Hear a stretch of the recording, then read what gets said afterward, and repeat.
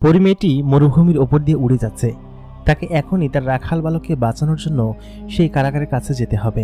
এই মরুভূমিটা বিশাল, এদিক দিয়ে যেতে গেলে পরিদেরই অবস্থা খারাপ হয়ে যায়, আর মানুষরা তো যেতে গেলে মারা মারা পড়বে। খুব বড়, বিশাল এবং উত্তপ্ত মরুভূমি। বেশ খানিক্ষণ ওড়ার পরে সে অ্যালবাট্রস পাখি এবং তার সঙ্গে থাকা সেই রক্ষী জিন একটা জায়গায় থামল। একটা জায়গায় পানি দেখা গেল।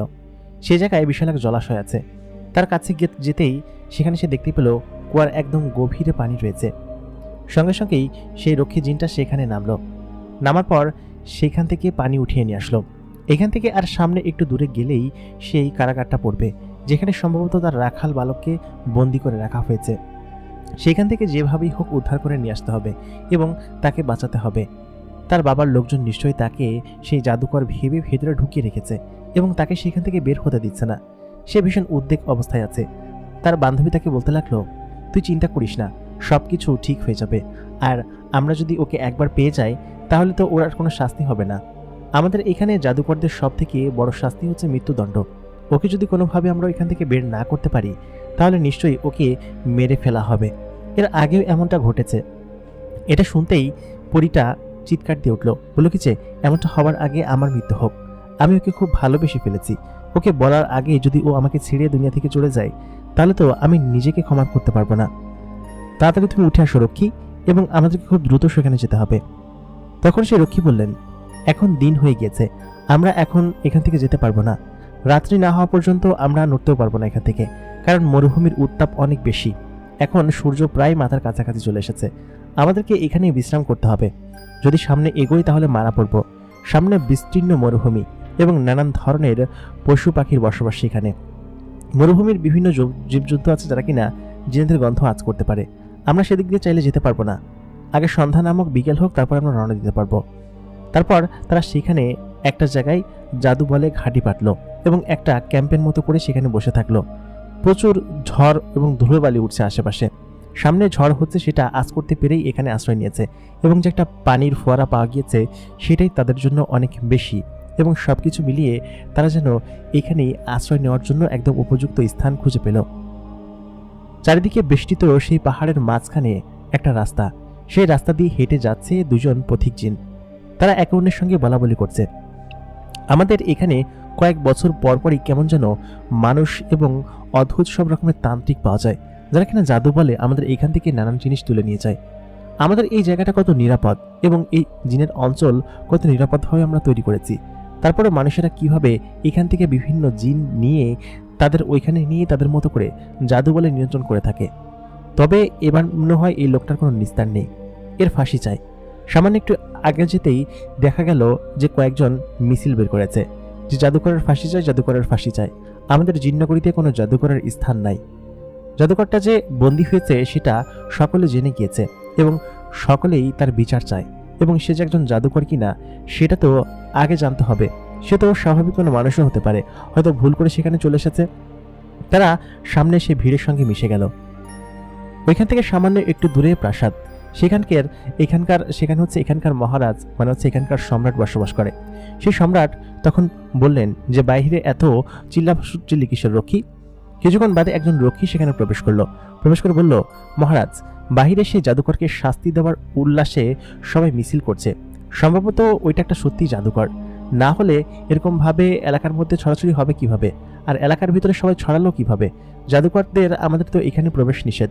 ও জাদুকর না হলে আমাদের এত গহীনভাবে এত নিরাপদায় আমরা থাকি, সাধারণত মানুষের দুনিয়া থেকে অনেক দূরে এবং অন্যান্য জিনের কাবিলা থেকে অনেক নিরাপদ আমাদের এই জায়গাটা, তাহলে সে এখানে আসলো কিভাবে? তখন সর্দার বললেন, এটা ভাবনার বিষয়। খানিকক্ষণ বাদে মন্ত্রী উপস্থিত হলেন। বললেন কি যে, আমার মেয়েকে খুঁজে পাওয়া যাচ্ছে না, গতকাল রাত থেকেই কোথায় যেন চলে গিয়েছে। সর্দার তখন বললেন, কি বলছো? তোমার মেয়েকে না মায়াপুরী থেকে নিরাপদে ফিরিয়ে নিয়ে আসা হলো, তাহলে তাকে খুঁজে পাওয়া যাবে না কেন? ভালো মতো খুঁজে দেখো, কোথাও একটা আছে। মন্ত্রী তখন বললেন, আমি চারিদিকে জিন পাঠিয়েছি, এলাকায় কোথাও নাই। খানিকক্ষণ বাদে একজন জিন হাওয়ায় উঠতে উঠতে তার কাছে এসে পড়ল এবং সে নিচে নামতেই একটা মানুষের অবয়ব রূপ নিল। বলল কি যে, মন্ত্রীমশাই, আপনার মেয়ের যে বান্ধবী আছে পাশের মহল্লায়, ও নেই, ও নাকি কোথাও গিয়েছে, গতকাল রাত থেকেই তাকে পাওয়া যাচ্ছে না। তখন বোঝা গেল যে নিশ্চয়ই তাকে এবং তার বান্ধবীকে কোনো জাদুকর নিয়ে গিয়েছে, এবং এই জাদুকরের নিশ্চয়ই আরও কোনো সঙ্গী আছে যারা কিনা এমনটা করছে, নিশ্চয়ই তাকে ছাড়ানোর জন্য। কিছু তো বুঝতে পারছি না, এমনটা কেন ঘটছে। সর্দার, আপনি কিছু একটা করেন, চারিদিকে জিনের নিরাপত্তা বাড়িয়ে দিন। আমাদের যে জেলখানা আছে সেখান থেকে দ্রুত ওই শয়তানটাকে বের করে নিয়ে আসুন। বের করে এনে ওর কাছে জিজ্ঞেস করলেই আমার মেয়ের খোঁজ পাওয়া যাবে। আমার তো আর তর্স হয়েছে না। তখন সর্দার বললেন, আরে তোমার কথা হচ্ছে নাকি? এখন কি চাইলে আমরা সেটা আনতে পারবো নাকি? আমাদেরকে রাত হওয়ার জন্য অপেক্ষা করতে হবে। তুমি জানো না মরুভূমির ওইখান দিয়ে আমাদের গাড়ি ঘোড়া চলতে গেলে বিকল হয়ে যায়।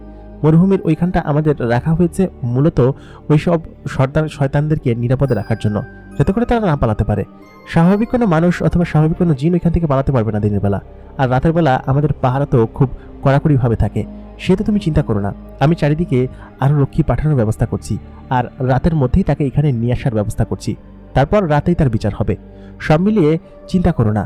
আর আজকে মরুভূমিতে যেন একটু অন্যরকম গরম পড়েছে, ওদিক দিয়ে আসতে গেলে সমস্ত জিনেরা অসুস্থ হয়ে মারা পড়বে, আর ওই মানুষের বাচ্চাটা তো অবশ্যই মারা পড়বে। নিশ্চয়ই ওর সব সাঙ্গপাঙ্গই তোমার মেয়েকে এখান থেকে চুরি করেছে বা অপহরণ করে নিয়ে গিয়েছে, না হলে তো আমাদের এখান থেকে হারিয়ে যাওয়ার কোনো কথা না। যাও, ভালো মতো খোঁজ করো। মন্ত্রী বেশ চিন্তায় পড়ে গিয়েছে। তার মেয়েকে নিশ্চয়ই কোনো জাদুকর তুলে নিয়ে গিয়েছে, সেটাই তার চিন্তা।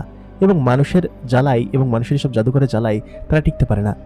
কয়েক বছর পর পর এরকম কয়েকজন জাদুকর এসে তাদের আশেপাশে হানা দেয় এবং বিভিন্ন জিনকে ধরে নিয়ে যায়। সেসবই তাদের উদ্বেগের বিষয়। সে আকাশে উড়াল দিল তার বিশাল আকৃতির বাহন নিয়ে এসে দক্ষিণের দিকে যাত্রা শুরু করলো। দক্ষিণের ওই জঙ্গলটাতে গিয়ে যদি তার মেয়ের খোঁজ পাওয়া যায়, ওইখানে বেশ কিছু কামেল জিন আছে যারা কিনা চারিদিকে বেশ সুন্দরভাবে নজর রাখতে পারে এবং মরুভূমির ভেতর দিয়ে উড়াউড়ি করতে পারে। সে তো তাদের কোনো সমস্যা হবার কথা না। সে সঙ্গে সঙ্গে তার মেয়েকে খোঁজার জন্য সেদিকে চলে গেল। তার বাড়িতে পড়েছে এক শোকের ছায়া, কারণ তার মেয়েকে নিয়ে গিয়েছে এক শয়তান জাদুকর। এই খবর তার বাড়ির আশেপাশে ছড়িয়ে পড়েছে এবং তার মেয়েকে কোথাও খুঁজে পাওয়া যাচ্ছে না। আর সেই দাসী ভয়েও কিছু বলছে না, কারণ সেই দাসী যে ধরা পড়ে যাবে সেজন্য সে ওইখান থেকে পালিয়েছে। সে যদি না পালাতো তাহলে হয়তো এমনটা করতো না। সকালবেলা যখন দাসী নিজের কক্ষে ছিল তখন ওই মন্ত্রী এসে তাকে দেখতে পায়নি। সম্ভবত সে আগে ভাগে পালিয়েছে যদি কোনো বিপদ হয়। আর ঘরের ভিতরে সেই মেয়েটাকে না পেয়ে মন্ত্রী একবার হইচই শুরু করেছে এবং পুরো মহল জুড়ে ছড়িয়ে গিয়েছে। বেশ খানিক্ষণের মধ্যে এই খবর সেই বিদ্রোহী জনতার মাঝে চলে গেল যে মন্ত্রীর মেয়েকে এবং পাশের মহল্লার এক আমেলের মেয়েকে এখান থেকে তুলে নিয়ে গেছে সেই জাদুকর এবং তার সাঙ্গপাঙ্গরা। এখন নিশ্চয়ই তাকে ছেড়ে দিতে হবে, তার দ্রুত বিচার কার্য চাই এবং তাদেরকে ফিরিয়ে নিয়ে আসার ব্যবস্থা করা হোক। এটা নিয়েই চারিদিকে যেন শোরগোল চলছে এবং পুরো মহল্লা এবং পুরো জিনের এলাকা জুড়ে এসব নিয়েই যেন শোরগোল এবং নানান ধরনের গল্পগুজব চলছে। চারিদিকটা যেন একদম থমথম হয়ে আছে। সারাদিন এরকম হেলাই ফেলাই নানানভাবে কেটে গেল। জঙ্গলের আশপাশে একটা বিশাল আকৃতির বড় ঘর রয়েছে, সেখানে মন্ত্রী সে বাহন এসে ল্যান্ড করলো। 4-5 জন সৈন্য সেখান থেকে নেমে আসলো এবং সেখানে তারা গাছে বসবাস করে। সেই ঘরের ভিতরে মন্ত্রী ঢুকলো। ঘর এই মন্ত্রীটি তৈরি করেছে বেশ কয়েক বছর আগে এখানে থাকার জন্য এবং তার আশেপাশে বেশ কয়েকজন সাঙ্গপাঙ্গ রেখেছে। সে ঢুকতেই গাছের উপর থেকে সমস্ত জিনেরা উড়ে সেই ঘরের সামনে নামলো এবং নেমে ঘরের ভিতরে গেল। যাওয়ার পর সে মন্ত্রীকে বলল, কি হয়েছে মন্ত্রী মশাই, এখানে কি কোনো সমস্যা হয়েছে? কোনো একটা কানা ভাষা শুনছি আমাদের মহল্লায়, কোনো কিছু হয়েছে? মন্ত্রী তখন বললেন, আমার মেয়ে গায়েব, দ্রুত আমার মেয়েকে খুঁজে নিয়ে আসো। আর মায়াপুরী সমস্ত জায়গায় খোঁজ করা হয়েছে, কোথাও সে নেই। গতকাল মায়াপুরীতে নাকি সে গিয়েছিল, কিন্তু সেখান থেকে গায়েব হয়ে গিয়েছে, আমাকে না বলে ঘর থেকে বের হয়ে গিয়েছে এবং সেখান থেকেই নিশ্চয়ই তাকে অপহরণ করা হয়েছে। যেহেতু সেই শয়তান জাদুকরটাকে মায়াপুরের আশপাশ থেকেই বন্দী করা হয়েছিল, তোমরা এক কাজ করো, আশপাশটা খোঁজ খবর লাগাও, কোথায় আছে দ্রুত খোঁজ খবর নিও।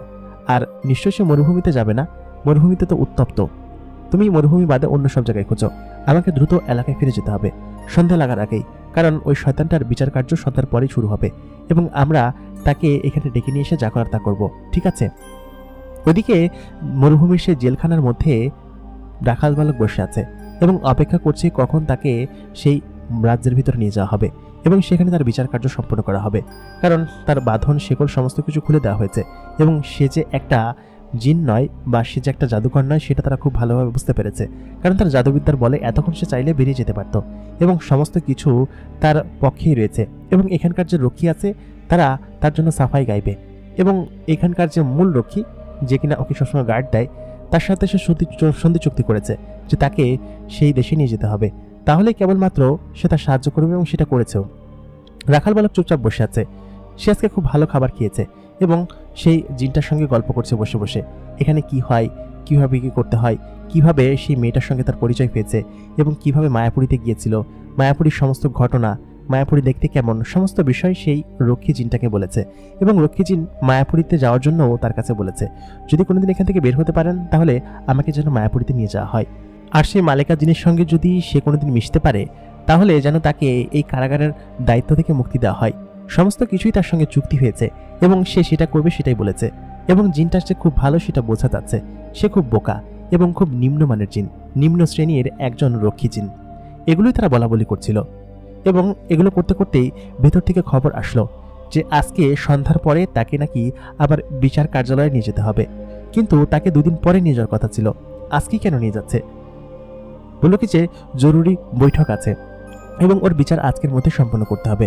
সমস্ত খোঁজ খবর নেওয়া হচ্ছে, তোমরা ওকে প্রস্তুত করো। আগামী 3-4 ঘন্টার ভিতরে আমরা রওনা দিব।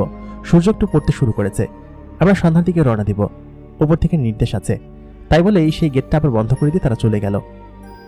ওদিকে মরুভূমির মাঝখানে মায়া জিন এবং সেই পরীগুলো সেখানে বসে আছে রওনা দেওয়ার জন্য। পরীটা যেন আর তর্স হয়েছে না, তাকে খুব দ্রুতই সেখানে গিয়ে তার রাখাল বালককে উদ্ধার করতে হবে, কিন্তু সে কিভাবে করবে সেটাই বুঝতে পারছে না। কিভাবে সেই কারাগারের ভিতরে ঢুকবে তার তো কোনো কিছুই মাথায় ঢুকছে না। সে খানিকক্ষণ বাদে সামনের দিকে এগিয়ে গেল। বলল কি যে আমাদের আর অপেক্ষা করা ঠিক হবে না, সূর্য অনেকটা নিচে নেমেছে, আমরা চাইলে এখন সার্ফেসের উপর দিয়ে উঠতে পারবো এবং গরম অনেকটা নেই। ভালো মতো গায়ে কাপড় পেঁচিয়ে নিলাম এবং সঙ্গে সঙ্গেই সমস্ত জিন এবং অ্যালবার্টাস যারা আছে সবাই গায়ে ঠিকমতো কাপড় পেঁচিয়ে নিল।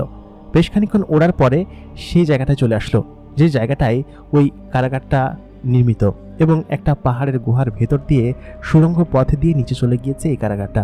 অসংখ্য জিনকে এই কারাগারের ভিতরে রাখা হয়েছে, সঙ্গে অসংখ্য মানুষও আছে।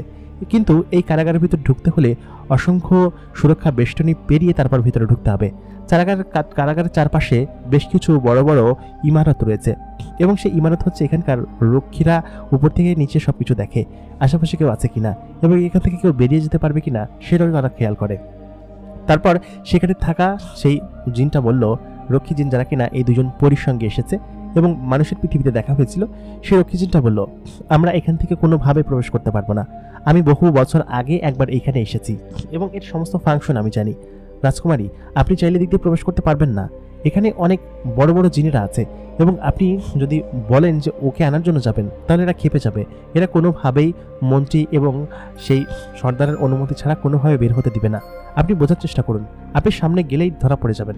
এটা বলার সঙ্গে সঙ্গে সে সামনে প্রায় এগিয়ে গিয়েছে, তখনই সেখান থেকে সেই রক্ষী জিনটা তাকে টেনে পেছন দিকে নিয়ে আসলো এবং অ্যালবার্টাসও বলল, এরপরে গেলেই ওরা বুঝতে পেরে যাবে যে এখানে কোনো জিনের উপস্থিতি আছে।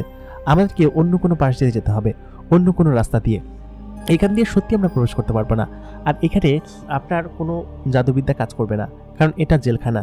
এখানে যদি সবার জাদুবিদ্যা কাজ করতো তাহলে হয়তো নিরাপদে অনেক আসামি বের হয়ে যেত।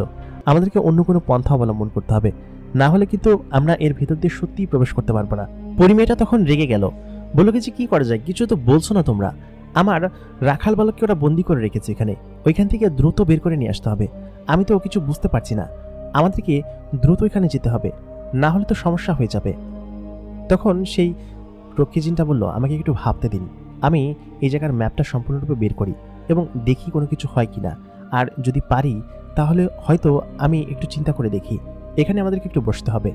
সেখানে বিশাল এক পাথর আছে, পাথরের কোনায় সে রক্ষী জিনটা বসে পড়ল এবং বলল, আচ্ছা অ্যালবার্টাস, তোমাকে তো ওরা ধরতে পারবে না বা তোমাকে কোনোভাবে ইয়ে করতে পারবে না, তুমি একটু অদৃশ্য হয়ে উপরে যাও তো, উপরে গিয়ে দেখো তো চারিপাশটা বেষ্টনী কেমন, কোনো কিছু পরিবর্তন হয়েছে কিনা।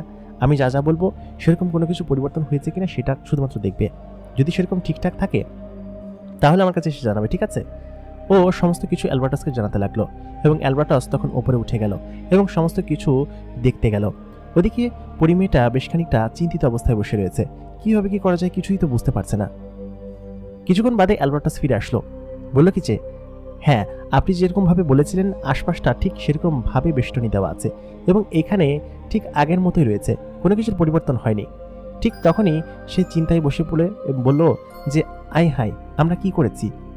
আমরা যেখান থেকে এসেছি সেখান থেকেই তো এই সুড়ঙ্গটা শুরু এবং ওইখান থেকেই আমরা প্রবেশ করতে পারবো। তুমি কি আরেকটা জিনিস দেখে আসতে পারবে? তখন অ্যালবার্টাস বলল, কি?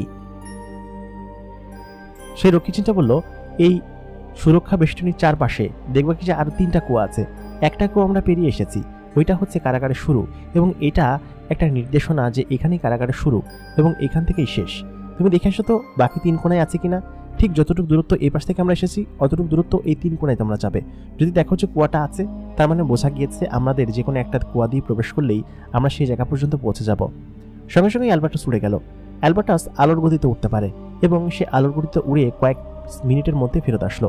ফেরত এসে দেখলো হ্যাঁ সত্যি সত্যি 3 পাশে 3টা কুয়া আছে, এবং সঙ্গে সঙ্গেই সে রক্ষীজিনটা বুঝে গেল। রক্ষীজিনটার বয়স অনেক এবং সে বহু বছর ধরে এই রাজ্যের সীমানা বেষ্টনী পাহারা দিচ্ছে এবং সমস্ত বড় বড় লোকদের পাহারা দিয়ে থাকে। তার অভিজ্ঞতা অনেক এবং সে এর আগেও এটার ভিতরে এসেছে এবং জানে যে এর ভিতর দিয়ে কিভাবে কি করতে হয়। সঙ্গে সঙ্গেই সে বলল কি আচ্ছা ঠিক আছে, তাহলে চলো আমরা পেছনে যাই, আমরা পেছনে সেই রাস্তা দিয়ে প্রবেশ করতে হবে। সঙ্গে সঙ্গে তারা পেছন দিকে যেতে শুরু করলো যেখানে তারা ক্যাম্পিং করেছিল। সে বলছে যে ইস, আরেকটু আগে যদি আমরা জানতে পারতাম তাহলে হয়তো ওই জায়গা দিয়ে এতক্ষণে আমরা সেই জায়গা পৌঁছেও যেতাম, পৌঁছে তাকে উদ্ধার করে ফেলতে পারতাম। তবে সেখানে সুরক্ষা বেষ্টনী এখন কেমন সে বিষয়ে আমার কোনো ধারণা নেই, আমাদেরকে খুব দ্রুত সেখানে পৌঁছাতে হবে। তারা সঙ্গে সঙ্গেই সেই নৌকার কাছাকাছি চলে আসলো, মানে সেই বড় যে গর্ত আছে সেই গর্ত এবং কুয়ার কাছাকাছি, এবং ওইটার ভিতরে নৌকার মতো একটা জিনিস দেখতে রয়েছে।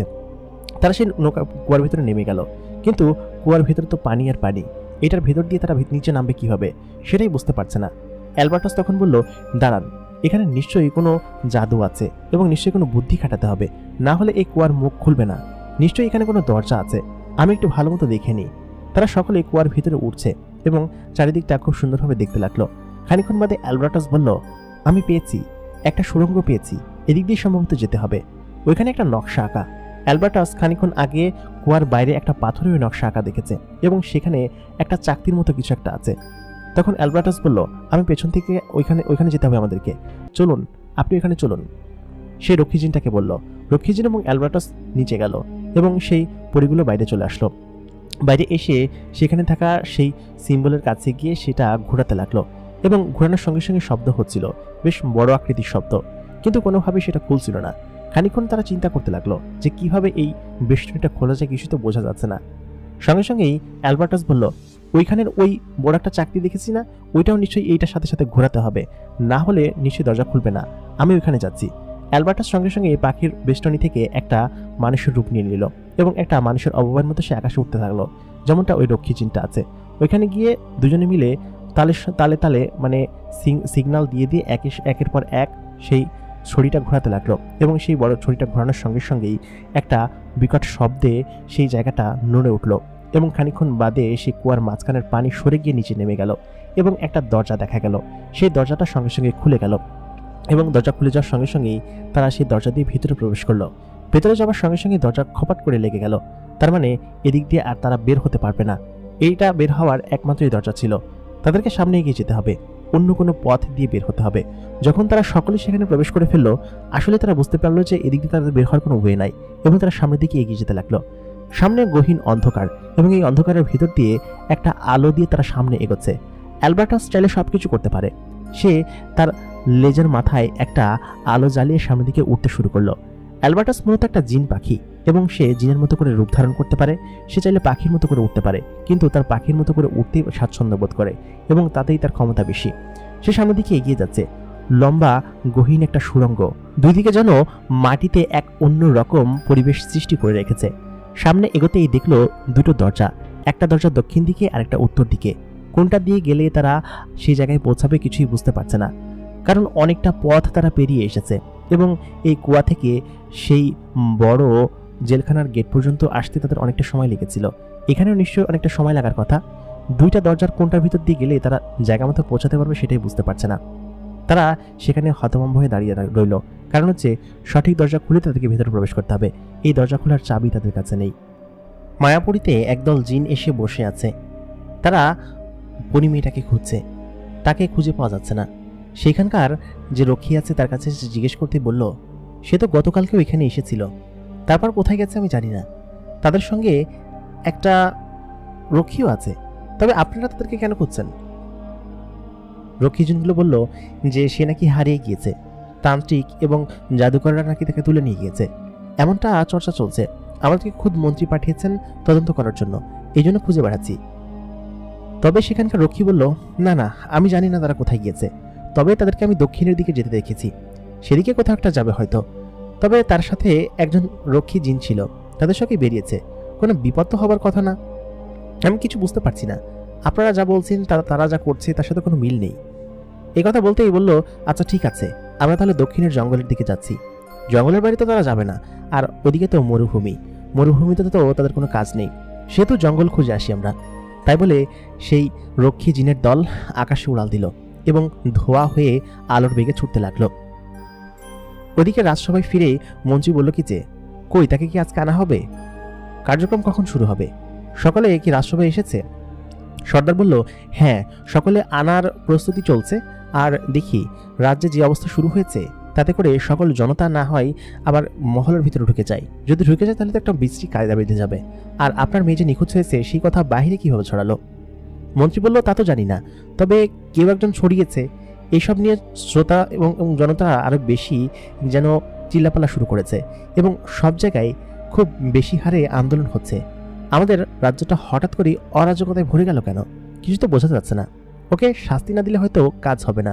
তুমি এক কাজ করো, দ্রুত সেখানে দুধ পাঠাও এবং বলো সন্ধ্যার আগে আগে যেন তাকে এখানে উপস্থিত করা হয়। এতক্ষণে তো মরুভূমি থেকে গাড়ি বের হয়ে যাওয়ার কথা, তুমি একটু খোঁজ পাঠাও তো। তারপর একজন রক্ষীকে ডাকার সঙ্গে সঙ্গেই হাওয়া হয়ে একজন রক্ষী সেখানে উপস্থিত হলেন। বললেন কি যে, তুমি দ্রুত সেই কারাগারে যাও, মরুভূমির রাজ্যে, সেখানে গিয়ে দ্রুত খোঁজ নিয়ে আসো। রক্ষী বললেন, জি মহারাজ, যথা আজ্ঞা। তাই বলতেই সে হাওয়ায় মিলিয়ে গেল এবং আকাশের দিকে গিয়ে আর তাকে দেখা গেল না। ওদিকে আন্ডারগ্রাউন্ডে সমস্ত তোড়জোড় চলছে তাকে বের করার জন্য উপর থেকে অনুমতি এসেছে, তবে সন্ধ্যার পরে যাবে। একটু হেলাফেলা করছে, কারণ কে এই গরমের ভিতরে বের হয়? সবেমাত্র বিকেল হয়েছে, এই জন্য তারা ভাবলো যে সন্ধ্যার পরে যাবে। কিন্তু ওদিকে যে এই অবস্থা আর ওইখান থেকে যে দুধ আসছে সেটা তো তারা জানে না। তারা বসে বসে খাবার খাচ্ছে আর গল্প করছে, কারণ তাদের তো হাতে তো সময় আছে। আর ওইখানকার যে রক্ষী জিন আছে তিনি তো রাখাল ছেলেটাকে পাহারা দিচ্ছে। আন্ডারগ্রাউন্ডের সেই দরজার সামনে দাঁড়িয়ে আছে পরিমেয়েটি, অ্যালবার্টাস এবং তার সাথে সেই রক্ষী এবং তার বান্ধবী। কোন দিক দিয়ে যাবে সেটাই বুঝতে পারছে না। হঠাৎ করে অ্যালবার্টাস বলল, আমার মনে হয় দুটো দরজার মধ্যে ভালো মতো দেখা উচিত, কোনটা আমাদেরকে কোন জায়গায় নিয়ে যাবে সেটাই বুঝতে পারছি না। সব থেকে ভালো হয় কোন জায়গায় রাখা আছে সেটা আপনি একটু চিন্তা করুন, এই দরজাটা কোন দিকে গিয়েছে আর ওই দরজাটা কোন দিকে গিয়েছে। রক্ষী সে জিনটা বেশ বুদ্ধিমান এবং অনেক বছর বয়স, তার 800-900 বছর বয়স তো তার হবেই। সেই সব বিষয় দেখে দেখে অভ্যস্ত। সে দরজাটা ভালো মতো পরিলক্ষ্য করলো। তারপর বেশ খানিকক্ষণ চিন্তা করে বলল, না, মাথায় কিছু আসছে না, কি যে করব, আসলে কোন দিক দিয়ে গেলে ভালো হয়? আর দরজাটা খোলারই তো একদম মুসিবত হয়ে যাচ্ছে। এদিক দিয়ে কি যাব নাকি অন্য কোনো দিক দিয়ে? বেশ খানিকক্ষণ বসে থাকার পর হঠাৎ করে একটা দরজার কোণার দিকে তার নজর গেল। সেখানে তীর চিহ্ন দিয়ে কোনো কিছু একটা বোঝানো আছে এবং তার পাশে কোনো একটা সিম্বল আঁকা, তবে সেটা খুবই ছোট এবং সেটা আচমকা চোখে না পড়লে হয়তো সে ধরতেই পারতো না যে এই জায়গাটা দিয়ে কোথাও একটা যাওয়া যায়। সে খেয়াল করলো একটা দরজা দক্ষিণের দিকে গিয়েছে, আরেকটা গিয়েছে উত্তরের দিকে। উত্তরের দিকে যেটা গিয়েছে সেটা একটা অন্যরকম সিম্বল নির্দেশ করে। তখন তার মাথায় আসলো, উত্তরের দিকে যেহেতু গিয়েছে এই দিকটা, তো আরেকটা কুয়া আছে, তাহলে কি এটা অন্য কুয়া থেকে এসে মিশেছে? এবং এই কুয়া তো একটা ত্রিভুজের মতো আকৃতি করে জেলখানার চারপাশে দেওয়া এবং একটা গুপ্ত দরজা। এই দরজা সাধারণত এখানকার বিশ্বস্ত যেসব রক্ষীরা আছে অথবা রাজদরবারের বড় বড় লোকজন ছাড়া জানার কথা না। তবে আমি এটা আন্দাজ করেছি এবং যাই হোক বের করে ফেলেছি। আমি রাজদরবারের অনেক পুরাতন রক্ষী, তবে এই দরজা দিয়ে গেলে সম্ভবত আমরা ওই জায়গায় পৌঁছাতে পারবো যেখানে তাদেরকে রাখা আছে। আন্ডারগ্রাউন্ডে তো বেশ কিছু সেল রয়েছে। নতুন কয়েদিদেরকে সাধারণত উত্তরের পাশের কর্নারের দিকে যে সেলগুলো আছে সেখানে রাখা হয়। আমরা সম্ভবত সেখানে গেলেই পেতে পারি। অ্যালবার্টাস বললেন, হ্যাঁ, তুমি তো আসলে বুদ্ধিমান আছো, তুমি সবকিছু জানো। অ্যালবার্টাস পাখির বয়স প্রায় 1500 বছর, কারণ সে অতি বৃদ্ধ এবং বেশ বুদ্ধিমান একটা প্রাণী।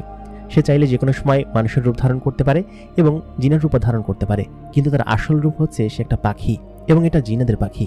এত বছর এবং এত কিছু পৃথিবীতে দেখেছে যে তার অভিজ্ঞতা অন্যরকম। তবে এই রক্ষী জিনের অভিজ্ঞতা দেখে সে আরো অবাক হলো। বলো কি যে, তোমাকে জানাই সালাম, তুমি খুব বুদ্ধিমান, আমার থেকেও বেশি। অভিজ্ঞতা থেকে বুদ্ধি এখন কাজে আসলো। এবার দরজা কিভাবে খুলতে হয় সেটা বলো। তারপর দরজার হাতল ধরে জোরে একটা বাড়ি মারার সঙ্গে সঙ্গেই দরজাটা করং করং করে খুলে গেল, কিন্তু পুরোপুরি খুলল না। সবাই মিলে জোর জবরদস্তি করতে করতে এক পর্যায়ে দরজার একটা পাশ ভেঙে প্রায় পড়ে যাবে অবস্থা।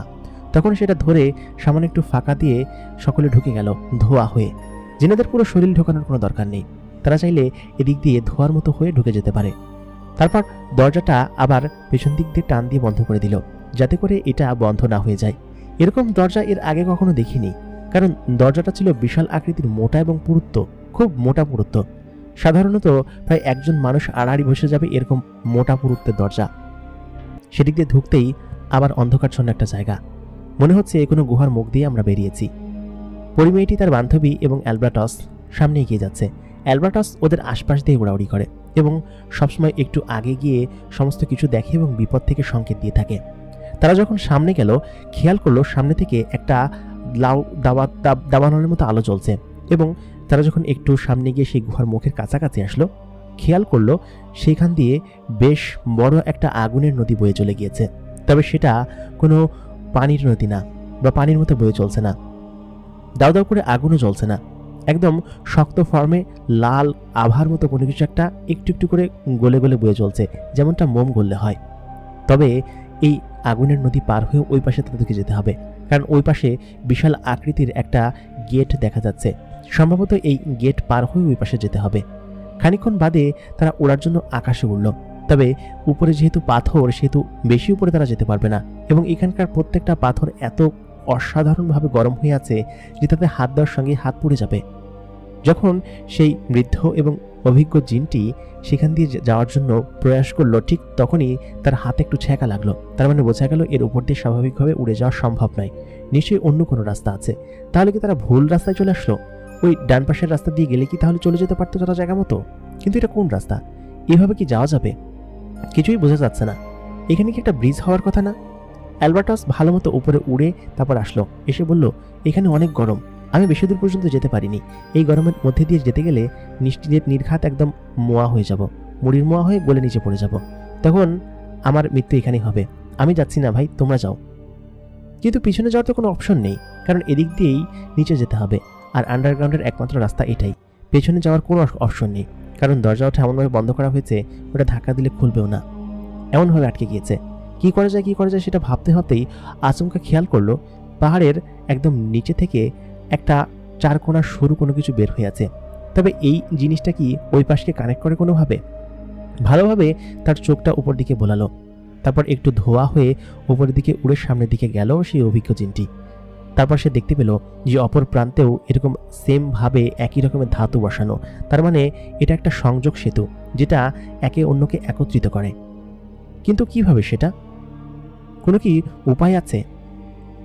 তখন অ্যালবার্টাস বলল, ওইখানে একটা হাঁসের মতো কিছু একটা দেখা যাচ্ছে, ওইটা দিয়ে কিছু কি করা যায়? চলো তো দেখি।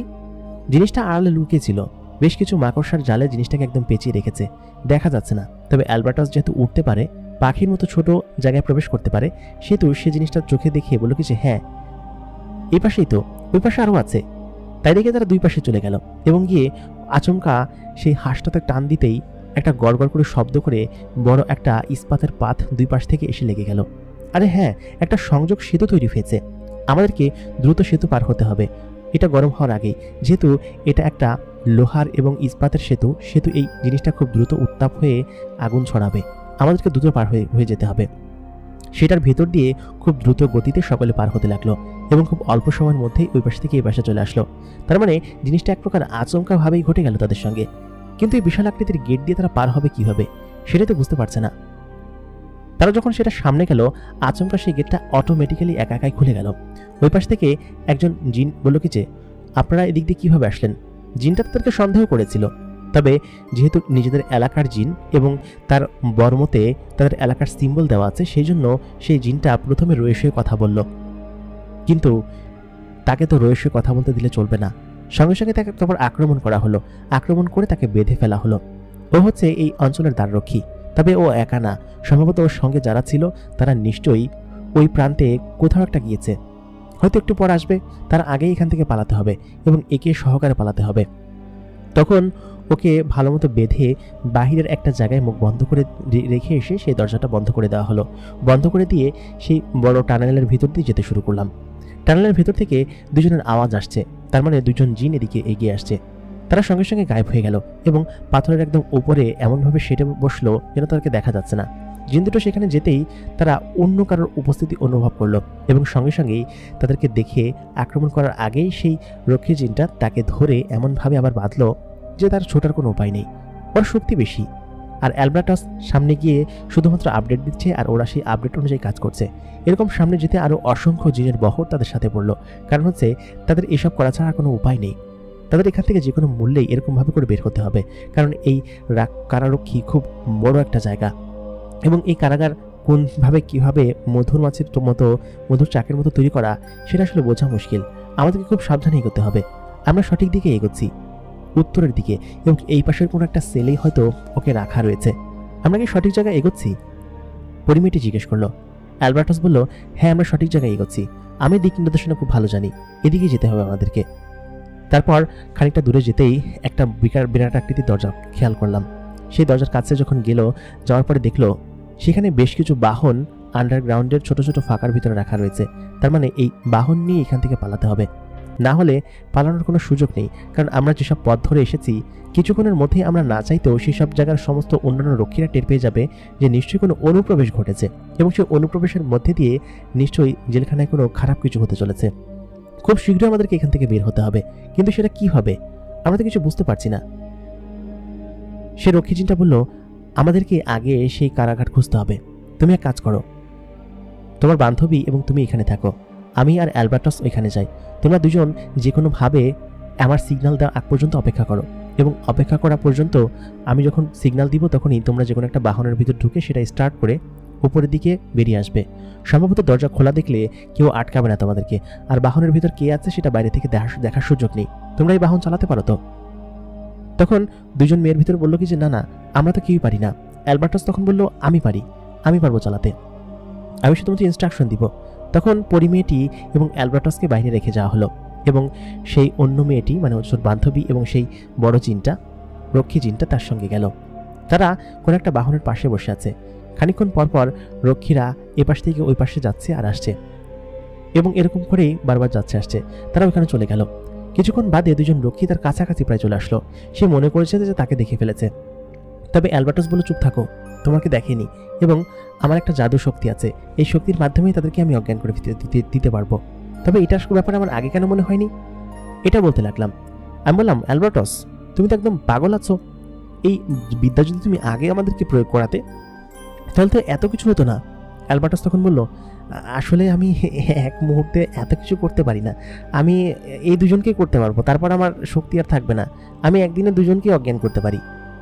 আমি বললাম, তোমার শক্তি কোনো কাজের না, পুরো ফালতু। আচ্ছা ঠিক আছে, এই দুজনকেই তুমি অজ্ঞান করো। কথা বলতে বলতে তাদের সম্মুখীন হয়ে গেলাম। তখন অ্যালবার্টাস তার মুখে থাকা সেই টর্চটি তাদের মুখের সাথে মারতেই তারা একদম অজ্ঞান হয়ে গেল সেখানে। আমি বললাম, এটা তুমি আরও অনেকের সাথে করতে পারবে না? অ্যালবার্টাস বলল, না না, এটা চার্জ হতে সময় লাগে, তবে এখানে যদি অনেক জিন থাকতো সকলকে শুয়ে দিতে পারতাম আমি। তো ওরা দুজন যেহেতু ওদের দুজনের উপর মেরেছি, অনেক থাকলে অনেকের উপর মারতে পারতাম। তারপর সেখানে ঘাপটি মেরে ওরা বসে থাকতে লাগলো। সে রক্ষী জিন এবং তার বান্ধবী দুজনে উত্তরের ওই সেলের দিকে যেতে শুরু করলো। সেখানে অসংখ্য জিন রয়েছে, এখানে খুব সাবধানতার সঙ্গে সামনে এগোতে হবে। ওরা একদম ধোয়া হয়ে সামনের দিকে এগোচ্ছে, একদম উপরের পাথর বেষ্টিনি খেয়াল করে। আর এখানে যারা জিন রক্ষী অবস্থায় আছে তারা কেউই সুবিধার না, সবাই হচ্ছে গিয়ে একদম বোকা জিন। সেই রক্ষী জিনটা সেখানে গিয়ে মূল যে কারারক্ষীর দায়িত্বে আছে তার সাথে গল্প করতে লাগলো এবং মেয়েটাকে সেখানে পাঠালো গল্প করার জন্য, এবং সে এই ফাঁকে ওই দিক দিয়ে সামনের দিকে চলে গেল। মেয়েটা তাদের সঙ্গে গল্প করছে। এইখানকার যেসব জিন আছে তারা কত বছর যে কোনো মেয়ে পরীর দেখা পায় না, হঠাৎ করে একটা সুন্দরী মেয়ে পরীর দেখা পেলে তারা তো গল্প করবেই। তারা একদম ভুলিয়ে ভালিয়ে তাদের সঙ্গে গল্প করতে লাগলো এবং ওইদিকে ওই রক্ষী জিনটা দূরে গিয়ে সেই কারাগারের কাছে পৌঁছে গেল যেখানে রাখাল ছেলেটাকে রাখা আছে। সঙ্গে সঙ্গে সেখানে যেতেই বলল কি যে, এই তুমি কি রাখাল ছেলে? তোমার নাম অমক? এই কথা বলতে, হ্যাঁ, কিন্তু আপনি কে? তখন সে রক্ষী জিনটা বলল, তোমার এসব বিষয়ে ভাবার কোনো দরকার নেই, আমি কে এবং কি জন্য এসেছি তুমি এত কিছু প্রশ্ন করো না, তুমি দ্রুত বের হয়ে আসো। সঙ্গে সঙ্গে তার হাত দিয়ে তালাতে একটা বাড়ি মারতেই তালা গুঁড়ো গুঁড়ো হয়ে গেল এবং সেই সেলটা খুলে গেল। খুলে যাওয়ার সঙ্গে সঙ্গে সে বেরিয়ে আসলো, তার হাতে কোনো কিছু পরানো নেই। সে ওইখান থেকে দ্রুত গতিতে বেরিয়ে আসছে এবং বেরিয়ে আসার পরে যখন সে সেই মূল জায়গা থেকে বেরিয়ে একদম বাইরের চেম্বারে চলে আসলো, তখন একটা শব্দ করলো। শব্দ করার সঙ্গে সঙ্গেই পরিমেয়েটি বুঝে গেল, মানে সেই পরিমেয়েটির বান্ধবী বুঝে যাওয়ার সঙ্গে সঙ্গে সে বলল, আমি একটু দিক থেকে আসছি, হ্যাঁ তোমাদের এই জায়গাটা খুব সুন্দর, আমাকে ঘুরিয়ে দেখাবে না? সেখানকার মূল কারারক্ষী বলল, হ্যাঁ ঘুরিয়ে দেখাবো, তুমি যাও, কোন দিকে যাবা বলো, আমি ওই জায়গা থেকে একটু আসছি। হ্যাঁ, তাই বলেই তাদেরকে ভুলিয়ে ভালিয়ে সে বেরিয়ে আসলো। এবং বেরিয়ে আসার খানিকক্ষণ বাদে সে যখন সামনে এগোলো, সে খেয়াল করলো যে সেখানে আরও দুজন রক্ষী রয়েছে। সঙ্গে সঙ্গেই সে তার জাদু বলে তাদের উপর আক্রমণ করলো, এবং আক্রমণ করার সাথে সাথে তারা সেখানে অজ্ঞান হয়ে গেল, মানে আঘাত পেয়েছে বেশ খানিকটা। তারা সঙ্গে সঙ্গে সেখানে নিচে নেমে এসে সিগন্যাল দিতেই অ্যালবার্টাস তার সেই গাড়ির ইঞ্জিন অন করলো। ইঞ্জিন অন করার সঙ্গে সঙ্গেই গাড়ির ভিতরে তারা ঢুকে গেল, এবং একটা গুহার ভিতর থেকে সেই গাড়িটা, মূল যে গুহা আছে, গর্ত আছে উপর থেকে নিচে পর্যন্ত যায়, সেই গর্তের ভেতর থেকে উপর উঠতে শুরু করলো। অ্যালবার্টাস যেরকম বলছিল ঠিক সেরকমভাবেই পরিমেয়েটি গাড়িটা চালাচ্ছিল, এবং সে খুব সুন্দরভাবে এটা নিয়ন্ত্রণ করতে পারছিল। তারপর সেই রক্ষী চিন্তা এসে গাড়ির স্টিয়ারিং ধরলো এবং ওপরের দিকে ওঠাতে শুরু করলো। খানিকটা ওপরে যেতেই সামনের যে বড় চেম্বার ছিল সেটা খুলে গেল, এবং চেম্বার খুলে যাওয়ার সাথে সাথেই তারপর তারা সামনের দিকে যেতে শুরু করলো। মূল ফটকের কাছে আসতেই দুজন রক্ষী বড় গেটটাও খুলে দিল। আসলে তারা জানে না যে এই গাড়িটা কোথায় যাচ্ছে। এই গাড়িটা হচ্ছে এখানকার সেনাপ্রধানের গাড়ি, যার কারণে এই গাড়িটা তারা দেখলেই খুলে দিবে, এটাই তাদের নিয়ম রয়েছে। অন্য কোনো গাড়ি আসলে হয়তো খুলতো না, বা যদি কোনো কাভার্ড ভ্যান আসতো যেটাতে সাধারণত রক্ষীদের এখানকার আসামিদেরকে নিয়ে যাওয়া হয়, সেরকম আসামি যদি আসতো তাহলে হয়তো নিয়ে যেত না। তবে সাথে সাথে খুলে দিতেই তারা সেই গাড়িটা নিয়ে একদম বাইরে বেরিয়ে গেল, এবং কোথায় গেল তার কোনো হুদিশ নেই। বেশ খানিকক্ষণ সময় কেটে গেল। সেখানকার যে মূল কারারক্ষী আছে তিনি তার খাওয়া দাওয়া শেষ করে এবং ভোজন শেষ করে আসলেন মূল কাজের জন্য। তখন প্রায় সন্ধ্যা নেমে এসেছে, এবং সন্ধ্যার কাছাকাছি এখনই আসামিদেরকে নিয়ে বের হতে হবে। আজকে বেশ কয়েকজন আসামির আছে, ওইখানে শুনানি আছে, সেই জন্য সে সমস্ত ওইখানকার দায়িত্বে যারা আছে তাদেরকে ডাকলো। ডাকার পর বললো, এই যাদের যাদের আছে সকলকে বের করো, আর মূল যে আসামি আজকে যাকে তলব করে পাঠিয়েছে ওকে পাঠাও, আর সম্ভবত আমাদেরকে দ্রুত যেতে হবে, কারণ হচ্ছে গিয়ে আমি শুনেছি যে গেটে নাকি দূত এসেছে। কিছুক্ষণ বাদে দূত তাদের কাছে চলে আসলো, বললো কি যে, আপনি নিশ্চয়ই এখানে সেনাপতি, তাই না? সেখানকার বড় সেনাপতি বললেন, জি হ্যাঁ। দূত বলল কি যে, দ্রুত আপনাদেরকে যাওয়ার জন্য অনুমতি দিয়েছেন, সর্দার এবং মন্ত্রী দুজনেই পাঠিয়েছেন, দ্রুত আপনাদেরকে যেতে হবে, আমি তাহলে যাই। এই খবর দিয়ে সেই দূত সেখান থেকে বেরিয়ে গেল। বেরিয়ে গিয়ে বললো, এই যা যা আছে তাদেরকে তাড়াতাড়ি রেডি করো। কিছুক্ষণ বাদে সে নিচের দিকে গেল, এবং নিচের দিকে গিয়ে সে দেখলো কি যে তার গাড়িটা সেখানে নেই, যেটা নিয়ে সাধারণত সে ওই রাজ্যে যায় এবং আসে, যেটার মাধ্যমে করে, কিন্তু সে খুঁজে পাচ্ছে না। অদ্ভুত তো। সে ওইখানকার যেসব রক্ষীরা আছে তাদেরকে ডাক দিল, কিন্তু কেউ আসছিল না, কারণ এখানকার সমস্ত রক্ষীদেরকেই ওরা বেঁধে রেখে গিয়েছে আর অজ্ঞান করে রেখে গিয়েছে। পাবে কিভাবে? ওইখান থেকে যখন অনুমতি নিয়ে মূল সেলের কাছে গেল, দেখলো সেলের দরজা হা করে খোলা, এবং সেই সেলের ভিতরে কেউ নেই। আশ্চর্য তো, এরকম আসামি হঠাৎ করে উধাও হয়ে গেল কিভাবে? কিছুই তো বোঝার উপায় নেই। এরকম তো উধাও হয়ে যাওয়ার কোনো কথা না, এত টাইট সিকিউরিটির মধ্যে দিয়ে কিভাবে বেরিয়ে গেল? ওরা সেটাই চিন্তা করতে লাগলো, এবং সেখানকার সে রক্ষী দ্রুত এসে এখানকার সেনা অধ্যক্ষ যে আছে তাকে বলল যে সে তো নেই, সে তো এখান থেকে পালিয়েছে। সঙ্গে সঙ্গেই সেই ভালো জিনটাকে ডেকে পাঠানো হলো, যে কিনা ওর মূল দায়িত্বে ছিল। বললো কি যে, ও কোথায় গেল? তুমি না এখানে ছিলে, আর তোমরা এখানে কি করছিলে? ও কিভাবে বের হয়ে গেল? তখন সেই জিনটা বলতে লাগলো, সর্দার, উনি নিশ্চয়ই জাদু জানেন, সত্যিই ও জাদুকর, ওর জাদু বলে বেরিয়ে গিয়েছে, আমরা তো ওইখানেই ছিলাম, ওকে আমরা দেখতে পাইনি, বিশ্বাস করেন সর্দার।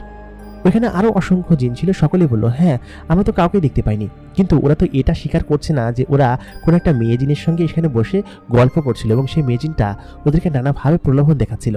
যদি এটা শুনতে পায় তাহলে নিশ্চয়ই ওদের চাকরি থাকবে না, এই জন্য সম্ভবত ওই মেয়ে জিনটার কথা উল্লেখ করেনি। কিন্তু আচমকা এরকমভাবে কিভাবে বেরিয়ে গেল? আর তার গাড়িটাও নেই এখানে। সঙ্গে সঙ্গে সে মূল ফটকে গেল, বলল কিছু, আমার গাড়ি কোথায় গিয়েছে? আমি তো কিছু খুঁজে পাচ্ছি না। তখন মূল ফটকের যে রক্ষী আছে তিনি এসে বললেন যে, সর্দার কি বলছেন, আপনি না একটু আগে আপনার গাড়ি নিয়ে বেরিয়ে গেলেন, বেশিক্ষণ হয়নি। সর্দার চেতে গিয়ে বলেন, আমি কখন বের হলাম?